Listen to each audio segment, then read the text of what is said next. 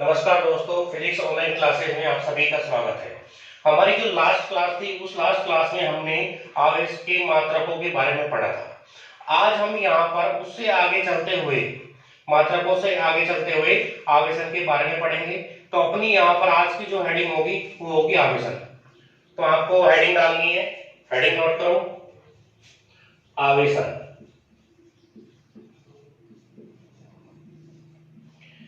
सबसे पहले ये आवेशन क्या होता है इसके बारे में हमको समझना है। आवेशन क्या है? किसी भी वस्तु को आवेश देने की जो प्रक्रिया होती है उसी को क्या कहते हैं? आवेशन कहते हैं। या फिर अपन कह सकते हैं कि किसी वस्तु को आवेशित करने की जो प्रक्रिया है वो प्रक्रिया क्या कहलाएगी बच्चों? वो प्रक्रिया आवेशन कहलाएगी। तो आपको इस हेडिंग के आगे नोट करना है, आवेशन के बारे में नोट करना है कि आवेशन क्या होता है। नोट कीजिए, किसी वस्तु को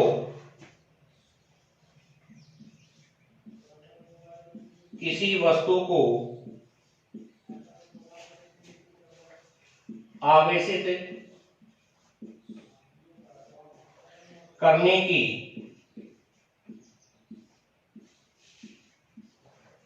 प्रक्रिया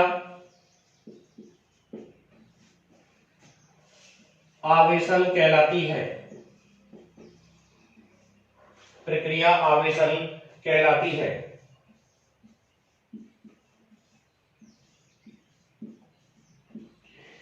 यानी जब हम किसी भी वस्तु को आवेशित करते हैं तो उस वस्तु को आवेशित करने की जो विधि होती है या फिर आवेशित करने की जो प्रक्रिया होती है उसी प्रक्रिया को क्या कहा जाता है बच्चों? आवेशन कहा जाता है। तो ये अपना आवेशन हो जाएगा। अब हम जानते हैं कि जब भी किसी वस्तु को आवेशित करते हैं तो एक वस्तु से इलेक्ट्रॉन जाते हैं और दूसरी वस्तु के अंदर इलेक्ट्रॉन आते हैं। यानी आवेशन की जो प्रक्रिया है उस प्रक्रिया में उत्तरदायी कौन होता है? इलेक्ट्रॉन होते हैं। ये हम पहले पढ़ ही चुके हैं। तो जिस वस्तु से इलेक्ट्रॉन जाते हैं यानी जो वस्तु इलेक्ट्रॉन त्यागती है उस वस्तु पर धनावेश उत्पन्न होता है और जो वस्तु इलेक्ट्रॉनों को क्या करती है? ग्रहण करती है, उस वस्तु पर कैसा आवेश आता है बच्चों? उस वस्तु पर ऋणावेश उत्पन्न होता है। अब यहाँ पर आवेशन करने की जो विधियां हैं वो अपने पास तीन विधियां आवेशन की, यानी आवेशन की जो प्रक्रिया होती है वो प्रक्रिया अपन तीन विधियों से कर सकते हैं। तो देखो आगे, आवेशन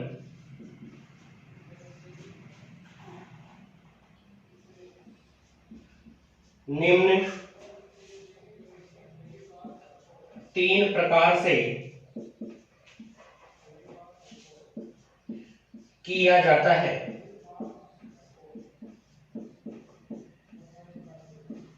यानी आप आवेशन तीन विधियों के द्वारा कर सकते हो। पहली जो विधि आती है, पहली विधि कौन सी होती है बच्चों? घर्षण द्वारा आवेशन। घर्षण द्वारा आवेशन। इसकी जो सेकंड विधि होती है वो होती है संपर्क या चालन। संपर्क या चालन द्वारा आवेशन। इन दोनों ही विधियों में, घर्षण द्वारा आवेशन और संपर्क द्वारा आवेशन, इन दोनों ही विधियों में दोनों जो वस्तुएं होती हैं वो एक दूसरे के संपर्क में रहती हैं। जबकि तीसरी जो विधि होती है, तीसरी विधि है प्रेरण द्वारा आवेशन। इस तीसरी विधि में दोनों जो वस्तुएं होती हैं वो एक दूसरे से बिना संपर्कित होती हैं, यानी एक दूसरे से उन वस्तुओं को संपर्कित यानी टच नहीं कराया जाता है, उनको आपस में कैसे रखा जाता है? दूर रखा जाता है। फिर भी दूर रख के भी वस्तु को अपन क्या कर सकते हैं? आवेशित कर सकते हैं। और वो जो विधि होती है जिसमें दोनों वस्तुएं एक दूसरे के संपर्क में नहीं होती है फिर भी आवेशन होता है, उस विधि को क्या कहा जाता है? प्रेरण द्वारा आवेशन कहा जाता है। ये आपको ऐसा कैसा अपने रजिस्टर में नोट करना है, जिससे आपके जो नोट्स हैं वो साथ साथ तैयार हो जाएंगे। इसके बाद में अपनी जो पहली हेडिंग होगी आवेशन के प्रकार या फिर आवेशन की जो विधियां हैं वो अपन पढ़ रहे हैं। तो इसमें अपनी जो पहली हेडिंग होगी वो पहली हेडिंग कौन सी हो जाएगी? घर्षण द्वारा आवेशन। तो नेक्स्ट हेडिंग डालो बच्चों, घर्षण द्वारा आवेशन। घर्षण द्वारा आवेशन।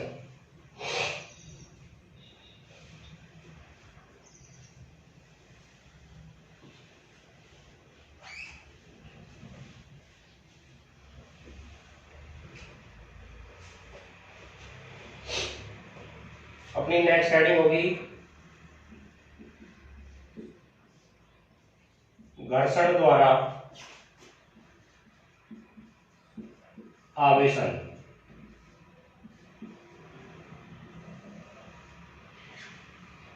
घर्षण के बारे में तो आप 11th क्लास में पढ़ चुके हैं कि जब कोई वस्तु किसी दूसरी वस्तु के संपर्क में होती है तो उन दोनों के मध्य में क्या होता है बच्चों, घर्षण होता है।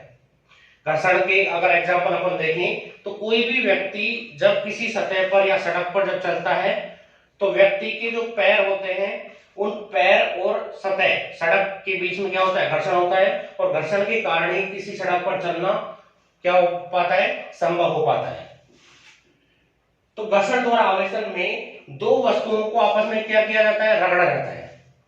उदाहरण के तौर पर अगर अपन देखें कि अगर अपने पास कोई कंगा है और उस कंगे को जब सूखे बालों पर अपन कंघी करते हैं तो बाल और कंगे के मध्य में क्या होता है बच्चों, घर्षण होता है, जिसके कारण से कंगे पर आवेश उत्पन्न हो जाता है, यानी प्लास्टिक का जो कंगा होता है वो ऋण आवेशित हो जाता है। अब यदि उस कंगे को कागज के छोटे टुकड़ों के पास में अगर ले जाते हैं तो वह कागज के छोटे टुकड़े को क्या कर लेता है, आकर्षित कर लेता है, यानी कागज के जो टुकड़े हैं वो उस कंगे पर उपस्थित ऋण आवेश के कारण उस कंगे से क्या हो जाते हैं, चिपक जाते हैं। घर्षण द्वारा आवेशन को समझने के लिए अपन दो वस्तुएं लेते हैं। ये अपने पास पहली वस्तु है, इसके पास में ये अपने पास कोई दूसरी वस्तु है। इन दोनों वस्तुओं को इस सतह पर आपस में रगड़ा जाता है, यानी ये अपनी घर्षण सतह हो जाएगी। जब इन दोनों वस्तुओं को इस सतह पर आपस में रगड़ेंगे तो रगड़ने पर क्या होता है, एक वस्तु से इलेक्ट्रॉन जाते हैं और दूसरी वस्तु उन इलेक्ट्रॉनों को क्या करती है, ग्रहण करती है। यानी कोई इलेक्ट्रॉन मान लेते हैं इस पहली वस्तु से इस दूसरी वस्तु के अंदर चले गए, तो जिस वस्तु से इलेक्ट्रॉन गए हैं उस वस्तु पर कैसा चार्ज आता है बच्चों, उस वस्तु पर पॉजिटिव चार्ज यानी धन आवेश उत्पन्न हो जाता है। तो ये वस्तु पहली वाली वस्तु से अगर इलेक्ट्रॉन दूसरी वस्तु में अगर गए हैं तो पहली वस्तु कैसी हो जाएगी, धनावेश हो जाएगी, और जिस वस्तु में इलेक्ट्रॉन गए हैं उस वस्तु पर कैसा आवेश उत्पन्न होता है, उस वस्तु पर ऋण आवेश आ जाता है। ये दूसरी वस्तु है तो इस दूसरी वस्तु पर क्या आवेश उत्पन्न हो गया, ऋण आवेश उत्पन्न हो गया। तो इस तरह से जब इन दोनों वस्तुओं को आपस में रगड़ा गया तो रगड़ने पर पहली वस्तु कैसी हुई, धनावेश हो गई, साथ में दूसरी वस्तु कैसी हुई, ऋण आवेश हो गई। अब यहाँ पर अपन को ये देखना है कि जब दो वस्तुओं को आपस में रगड़ा जाता है तो रगड़ने पर जितना पॉजिटिव चार्ज इस पहली वस्तु पर उत्पन्न होता है ठीक उतना ही नेगेटिव चार्ज दूसरी वस्तु पर आता है। यानी दोनों वस्तुओं पर परिमाण में समान परंतु विपरीत प्रकृति का आवेश यहाँ पर उत्पन्न होता है, और ये जो प्रक्रिया होती है इसी प्रक्रिया को क्या कहा जाता है बच्चों, घर्षण द्वारा आवेशन कहा जाता है। इसके अलावा इस घर्षण द्वारा आवेशन को अपन और प्रयोगों के द्वारा भी समझ सकते हैं। मान लेते हैं अपने पास एक ग्लास रॉड है, एक कांच की छड़ है,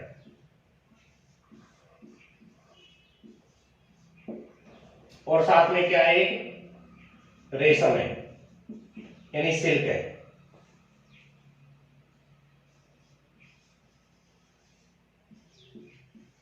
ग्लास रोड है और दूसरी क्या है, सिल्क है। जब ग्लास रोड को इस सिल्क के द्वारा रगड़ते हैं, यानी जब ग्लास रोड को सिल्क के द्वारा रगड़ा जाता है तो ग्लास रोड से जो इलेक्ट्रॉन है वो कहां जाते हैं बच्चों, इस सिल्क के अंदर चले जाते हैं। यानी ये जो ग्लास रोड है इस ग्लास रोड से जो इलेक्ट्रॉन है वो कहां जाएंगे, सिल्क के अंदर चले जाएंगे, जिससे इस ग्लास रोड पर कैसा चार्ज उत्पन्न होता है बच्चों, पॉजिटिव चार्ज उत्पन्न होता है, ये अपन पहले पढ़ ही चुके हैं। और सिल्क पर कैसा चार्ज उत्पन्न होता है, नेगेटिव चार्ज उत्पन्न हो जाता है। तो इस प्रयोग के द्वारा अपन समझ सकते हैं कि घर्षण द्वारा जब भी आवेशन होता है तो घर्षण द्वारा आवेशन में दोनों जो वस्तुएं हैं, जिन वस्तुओं को अपन ने रगड़ा है उन वस्तुओं पर जितना यहाँ पर पॉजिटिव चार्ज उत्पन्न हुआ है, मान लेते हैं यहाँ पर अगर +2 चार्ज उत्पन्न हुआ है तो इस सिल्क पर -2 चार्ज उत्पन्न होगा। अब ये दोनों चार्ज जो है वो परिमाण में कैसे हैं, समान है, लेकिन इनकी जो प्रकृति है वो कैसी है बच्चों, विपरीत है। अगर एक और प्रयोग देखें तो एक अपने पास प्लास्टिक की छड़ है,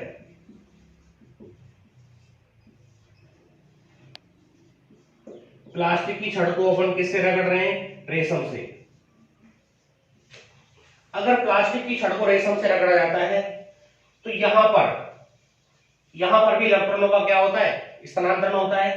तो इस स्थिति में जो इलेक्ट्रॉन है, रेशम से जो इलेक्ट्रॉन है वो कहां जाएंगे? प्लास्टिक की छड़ के अंदर जाएंगे। आपको ध्यान रखना है कि प्लास्टिक की छड़ को जब रेशम से रगड़ते हैं तो इलेक्ट्रॉन रेशम से प्लास्टिक की छड़ में आते हैं। तो यहां से रेशम से इलेक्ट्रॉन प्लास्टिक की छड़ में आया, जिससे प्लास्टिक की छड़ कैसी आवेशित हो जाएगी? ऋणावेशित हो जाएगी, क्योंकि रेशम कैसा आवेशित होगा? धनावेशित होगा। अब यहां पर भी जितना नेगेटिव आवेश प्लास्टिक की छड़ पर आया है, ठीक उतना ही धन आवेश किस पर रहता है? किस पर उत्पन्न होता है? रेशम पर उत्पन्न हो जाता है। तो इन प्रयोगों के द्वारा अपन समझ सकते हैं कि जब भी घर्षण द्वारा आवेशन किया जाता है तो दोनों जो वस्तुएं होती हैं उन वस्तुओं पर परिमाण में समान परंतु कैसा आवेश उत्पन्न होता है बच्चों? विपरीत प्रकृति का आवेश उत्पन्न हो जाता है। एक वस्तु अगर धनावेशित होगी तो दूसरी वस्तु कैसी हो जाएगी बच्चों? ऋणावेशित हो जाएगी। तो ये अपना क्या हो गया? घर्षण द्वारा आवेशन हो गया। अब आपको इस घर्षण द्वारा आवेशन की जो प्रक्रिया है, इस प्रक्रिया के बारे में लिखना है। हेडिंग आप डाल ही चुके हैं, घर्षण द्वारा आवेशन की जो हेडिंग है, इस हेडिंग के सामने आपको क्या करना है? नोट करना है। देखो इसमें आगे लिखो, इस प्रक्रिया में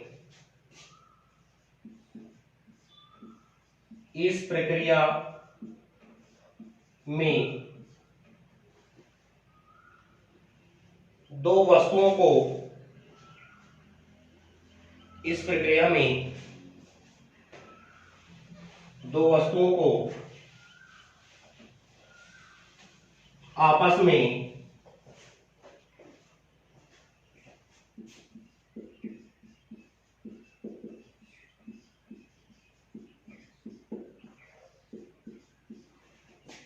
रगड़ा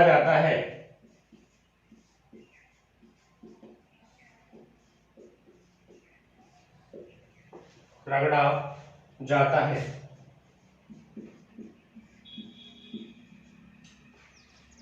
तब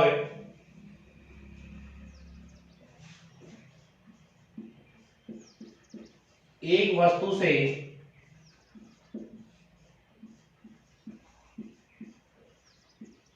इलेक्ट्रॉन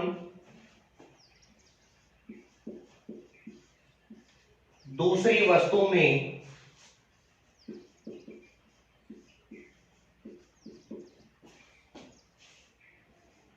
स्थानांतरित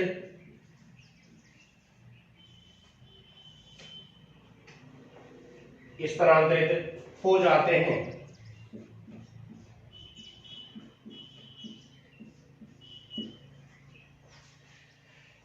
यानी घर्षण द्वारा आवेशन क्या है? जब दो वस्तुओं को आपस में रगड़ते हैं तो एक वस्तु से जो इलेक्ट्रॉन है वो कहां चले जाते हैं? दूसरी वस्तु के अंदर चले जाते हैं। अब यहां पर जिस वस्तु से इलेक्ट्रॉन गए हैं वह वस्तु कैसी हो जाती है? वह वस्तु धनावेशित हो जाती है। और जिस वस्तु में इलेक्ट्रॉन पहुंचे हैं, यानी जिस वस्तु में इलेक्ट्रॉनों की वृद्धि हुई है, वो वस्तु कैसे हो जाती है? ऋणावेशित हो जाती है। आगे लिखो,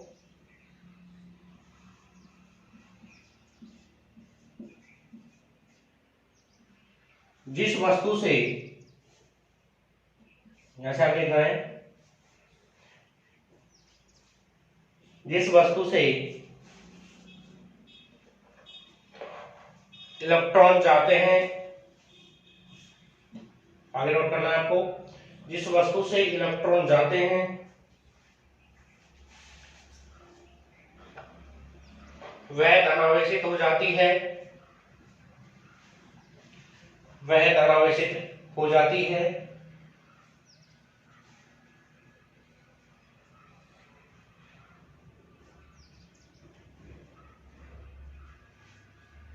जबकि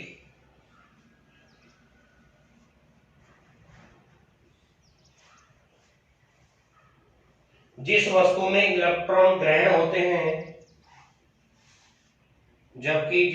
में इलेक्ट्रॉन ग्रहण होते हैं, वह ऋणावेशित हो जाती है, वह ऋणावेशित हो जाती है। ये जो प्रक्रिया है, इस प्रक्रिया को घर्षण द्वारा आवेशन कहा जाता है बच्चों। इस प्रक्रिया के अंदर होता क्या है, इस प्रक्रिया में दोनों ही वस्तुएं जो हैं, जिन दोनों वस्तुओं को आपने आपस में क्या किया है, रगड़ा है, उन दोनों ही वस्तुओं पर समान परिमाण का परंतु विपरीत प्रकृति का आवेश क्या हो जाता है, उत्पन्न हो जाता है। पैराग्राफ चेंज करके लिखो,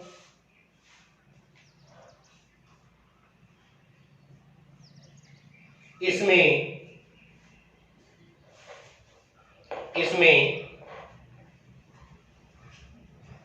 दोनों वस्तुओं पर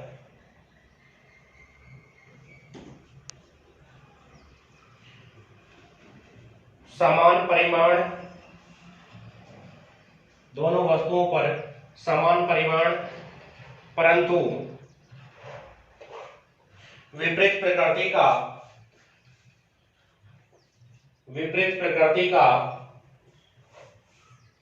आवेश उत्पन्न होता है, विपरीत प्रकृति का आवेश उत्पन्न होता है। यह अपन ने घर्षण के द्वारा आवेशन पढ़ा है। एक बार और समझो कि घर्षण द्वारा आवेशन क्या होता है।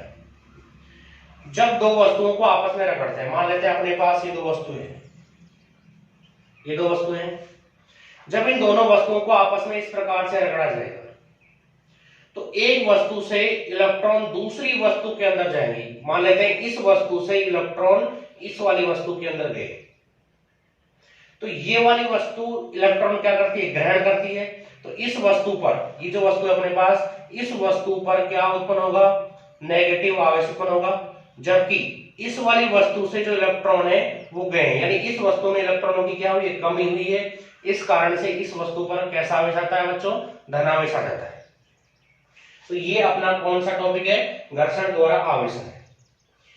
इसके बाद में आवेशन की जो दूसरी विधि है उस विधि को अपन पढ़ेंगे। आवेशन की जो दूसरी विधि होती है वो कौन सी होती है, चालन या संपर्क द्वारा आवेशन होती है।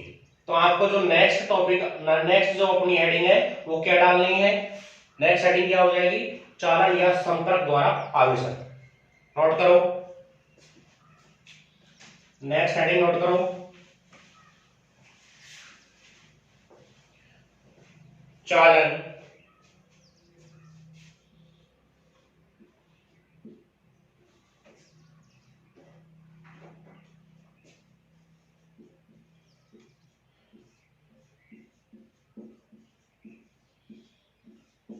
द्वारा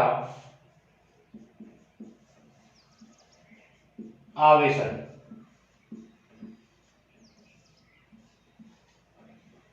इसे अपन को थोड़ा ध्यान से समझना है कि चालन द्वारा या फिर संपर्क द्वारा जो आवेशन होता है वो किस प्रकार से किया जाता है। चालन द्वारा आवेशन में अपने पास दो वस्तुएं होती हैं, एक वस्तु आवेशित होती है जबकि दूसरी जो वस्तु होती है वो उदासीन होती है बच्चों। पहली वस्तु अपन कैसे लेंगे, आवेशित लेंगे, और दूसरी जो वस्तु होगी वो कैसी होगी, उदासीन होगी, यानी उस दूसरी वस्तु पर किसी भी प्रकार का आवेश नहीं होगा। तो यहां पर अपन क्या करते हैं, दो चालक गोले लेते हैं। पहला जो चालक गोला है ये आवेशित है, इस पर पॉजिटिव चार्ज उपस्थित है। अब यहां पर दूसरी अपने पास जो वस्तु है, दूसरी वस्तु कैसी है, निरावेशित। इस दूसरे चालक गोले पर किसी भी प्रकार का कोई आवेश नहीं है।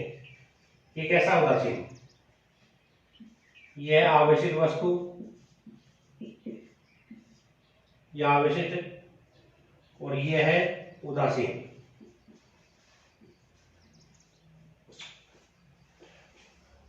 अगर संपर्क द्वारा आवेशन किया जाए तो इन दोनों वस्तुओं को एक दूसरे के संपर्क करना है। अगर चालन द्वारा आवेशन किया जाए तो इन दोनों वस्तुओं को किसी चालक तार की सहायता से क्या कर देंगे, जोड़ देंगे। हम यहाँ पर चालन द्वारा आवेशन पढ़ रहे हैं, तो चालन द्वारा आवेशन में इन दोनों वस्तु को अपन क्या करते हैं, एक चालक तार की सहायता से जोड़ दी। ये अपन ने दोनों वस्तुओं को चालक तार की सहायता से क्या कर दिया है, जोड़ दिया है। अब यहां पर ये अपना चालक तार है। जब इन दोनों वस्तुओं को चालक तार की सहायता से जोड़ते हैं तो यहां पर क्या होता है कि आवेशित वस्तु से जो आवेश है वो निरावेशित वस्तु की ओर चला जाता है। यानी जो आवेश का जो प्रवाह होगा इस आवेशित वस्तु से निरावेशित वस्तु की ओर हो जाएगा।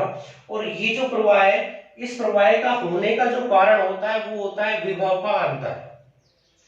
यानी यहाँ पर आवेश के प्रवाह होने का जो कारण होता है वो क्या होता है, विभव का अंतर होता है। यानी यहां से इस आवेशित वस्तु का विभव अलग होता है, इस दूसरी उदासीन वस्तु का विभव कैसा होता है, इसकी तुलना में क्या होता है, उदासीन वस्तु का कम होता है, जिसके कारण से अधिक विभव से कम विभव की ओर आवेश का क्या होता है बच्चों, प्रवाह होता है। यानी यहाँ पर विभव में अंतर के कारण आवेश का जो प्रवाह होता है वो आवेशित वस्तु से निरावेशित वस्तु की ओर होता है। और इस प्रकार से कुछ समय के पश्चात ये दोनों जो वस्तुएं होती हैं और आवेश का जो प्रवाह होता है ये कब तक चलता रहता है, जब तक इन दोनों वस्तुओं का जो विभव वो कैसा नहीं हो जाए बच्चों, समान नहीं हो जाए। यानी जब तक इन दोनों वस्तुओं का विभव समान नहीं हो जाएगा तब तक आवेश का प्रवाह इस आवेशित वस्तु से इस निरावेशित वस्तु की ओर होता रहेगा। और जैसे ही इन दोनों वस्तुओं का विभव बराबर हो जाएगा तो विभव के बराबर होते ही इन दोनों वस्तुओं पर स्थिर आवेश हो जाएगा, अलग अलग आवेश हो जाएगा।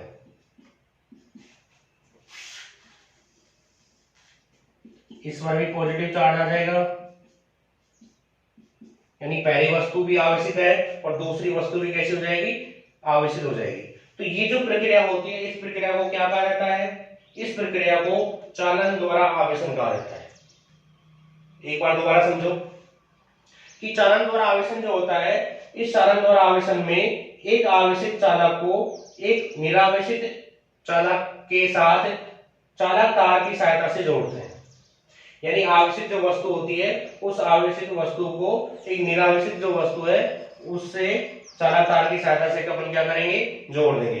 अब जिसके कारण से क्या होता है, यहां से आवेशित वस्तु से आवेश का जो प्रवाह है वो निरावेशित वस्तु की ओर होता है। और ये प्रवाह कब तक होता रहता है बच्चों, जब तक इन दोनों वस्तुओं का विभव कैसा नहीं हो जाए, बराबर नहीं हो जाए, तब तक आवेश का प्रवाह होता रहेगा। और जैसे ही विभव बराबर होगा, यानी जैसे ही दोनों वस्तुओं का विभव बराबर होगा, आवेश का प्रवाह बंद हो जाएगा और दोनों वस्तुएं फिर कैसी हो जाएंगी, आवेशित हो जाएंगी।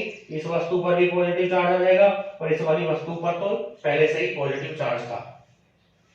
ये अपना क्या कहलाता है, चालन द्वारा आवेशन कहलाता है। चित्र बना लो। ये अपन ने हेडिंग डाल रखी है, चालन द्वारा आवेशन। अब इस हेडिंग में हमको नोट करना है कि चालन द्वारा आवेशन किस प्रकार से किया जाता है। लिखो लिखो इसमें आगे हेडिंग के आगे,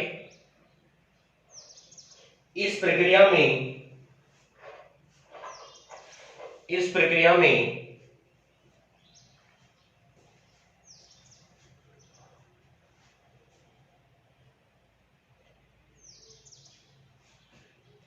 निरावेशित वस्तु को,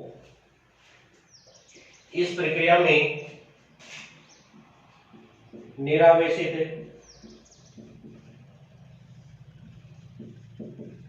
वस्तु को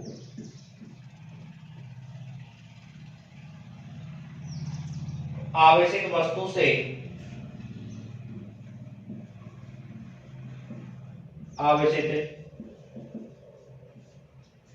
से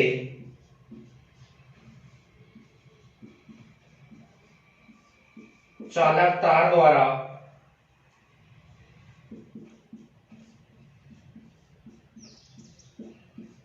जोड़ा जाता है।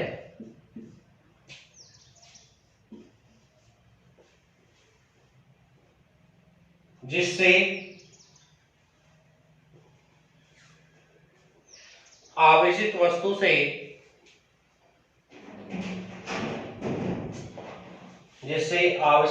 से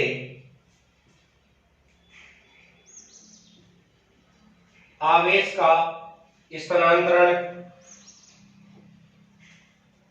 जिससे आवेशित वस्तु से आवेश का स्थानांतरण निरावेशित वस्तु की ओर होता है।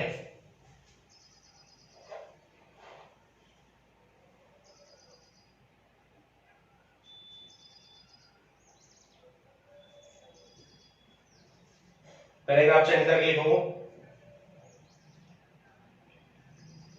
यहां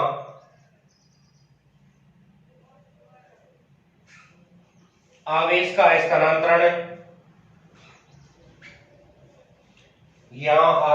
स्थानांतरण तब तक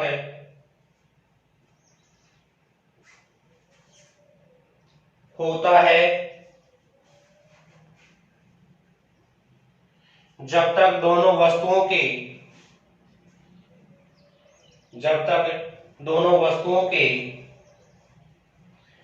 विभव समान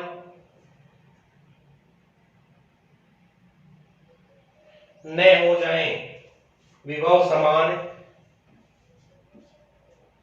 हो जाएं,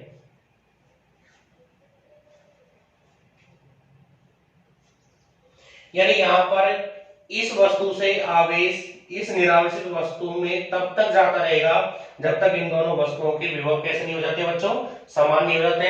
यानी इन दोनों वस्तुओं के मध्य विभव का जो अंतर है, उस विभव के अंतर के कारण ही यहाँ पर क्या होता है, आवेश का इस आवेशित वस्तु से इस निरावेशित वस्तु की ओर क्या होता है, आवेश का स्थानांतरण होता है। अब यहाँ पर ये आवश्यक नहीं है, ये दोनों जो वस्तु है, इन दोनों वस्तुओं के विभव तो समान है। इस वस्तु का विभव अगर v है तो इस वाली वस्तु का विभव भी v ही रहेगा। विभव के बारे में अपन नेक्स्ट जो चैप्टर है उसमें पढ़ेंगे। अगर इस वाली वस्तु का विभव v है तो इस वाली वस्तु का विभव भी कितना रहेगा, v ही रहेगा। विभव तो इन दोनों वस्तुओं के समान है, लेकिन ये आवश्यक यहाँ पर नहीं है कि इस वस्तु पर आवेश और इस वाली वस्तु पर आवेश बराबर ही आवेश हो भी सकते हैं और ये आवेश अलग अलग भी हो सकते हैं। तो हमने आज घर्षण के द्वारा आवेशन और चालन के द्वारा आवेशन को पढ़ा है। इसके बाद में जो तीसरा जो अपना टॉपिक है आवेशन का, प्रेरण द्वारा आवेशन, इसे हम नेक्स्ट क्लास में पढ़ेंगे। आपने हमारी ये वीडियो ऑनलाइन देखी है, ये वीडियो आपको अगर पसंद आई हो तो आप हमारे इस वीडियो को लाइक करें, और साथ में अगर आपने हमारा जो चैनल है फिजिक्स ऑनलाइन क्लासेस अगर वो सब्सक्राइब अगर नहीं किया है तो उस चैनल को आप सब्सक्राइब करें, और साथ में नीचे जो बेल आइकन दिया हुआ है उस आइकन को दबाएं, जिससे हमारी न्यू अपलोडेड जो वीडियो है उन वीडियो का जो नोटिफिकेशन है वो आप तक पहुंचता रहे। धन्यवाद।